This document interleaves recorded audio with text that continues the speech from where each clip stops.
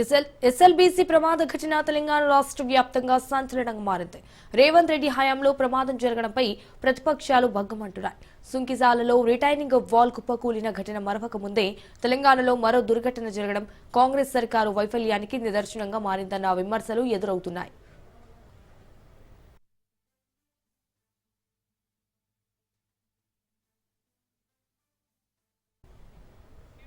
నిజానికి ఎస్ఎల్బీసీ పనులను జయప్రకాష్ అసోసియేట్స్ సంస్థకు 2005లో అప్పటి ప్రభుత్వం టెండర్ల ద్వారా ఇచ్చింది. కానీ తాజాగా అధికారంలోకి వచ్చిన కాంగ్రెస్ సర్కార్ రాబిన్స్ కంపెనీతో ఒప్పందం కుదుర్చుకుంది.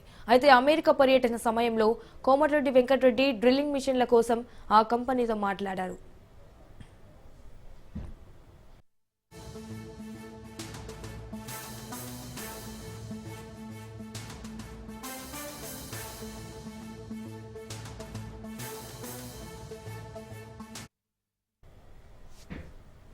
శ్రీశైలం ఎడమగట్టు కాల్వ ప్రాజెక్టు పూర్తి చేయడానికి ప్రధాన బేరింగ్లు మరియు ఇతర విడి భాగాలను అందించడానికి రాబిన్స్ టన్నెల్ బోరింగ్ మెషిన్ల తయారీ కంపెనీని అంగీకరించింది.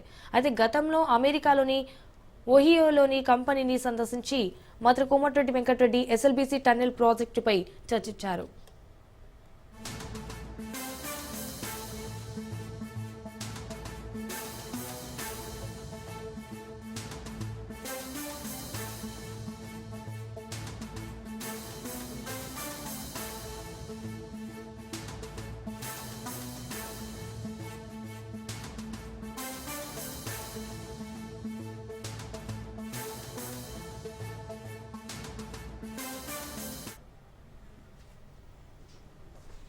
ఎస్ఎల్బీసీ టన్నెల్ తవ్వకానికి ఉపయోగించే అధునాతన నిర్మాణ యంత్రాల గురించి రాబిన్స్ గ్రూప్ సీఈఓ లోక్హోమ్ వివరించారు. గ్రీన్ ఛానల్ ద్వారా తెలంగాణ ప్రభుత్వం 40 రోజుల్లో చెల్లింపులు జరుపుతుందని వెంకటరెడ్డి హామీ ఇచ్చారు.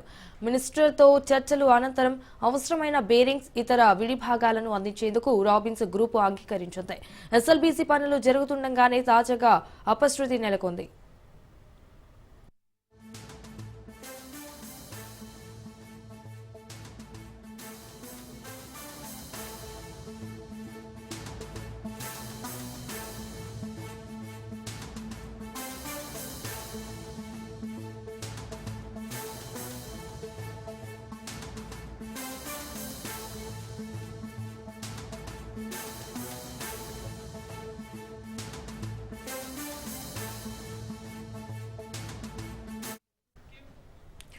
శ్రీశైలం ఎడమగట్టు కాలువ ప్రాజెక్టు పూర్తి చేయడానికి ప్రధాన బేరింగ్లు మరియు ఇతర విడి భాగాలను అందించడానికి రాబిన్స్ టన్నెల్ బోరింగ్ మెషిన్ల తయారీ కంపెనీని అంగీకరించింది.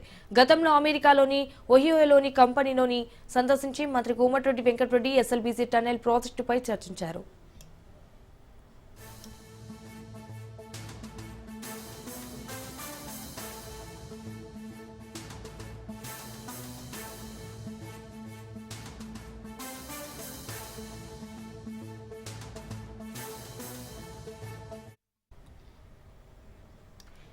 ఎస్ఎల్బీసీ టన్నెల్ తవ్వకానికి ఉపయోగించే అధునాతన నిర్మాణ యంత్రాల గురించి రాబిన్స్ గ్రూప్ సీఈఓ లోక్హోమ్ వివరించారు. గ్రీన్ ఛానల్ ద్వారా తెలంగాణ ప్రభుత్వం 40 రోజుల్లో చెల్లింపులు జరుపుతుందని వెంకటరెడ్డి హామీ ఇచ్చారు. మినిస్టర్తో చర్చల అనంతరం అవసరమైన బేరింగ్స్ ఇతర విడి భాగాలను అందించేందుకు రాబిన్స్ గ్రూప్ అంగీకరించింది. ఎస్ఎల్బీసీ పనులు జరుగుతుండగానే తాజాగా అపశృతి నెలకొంది.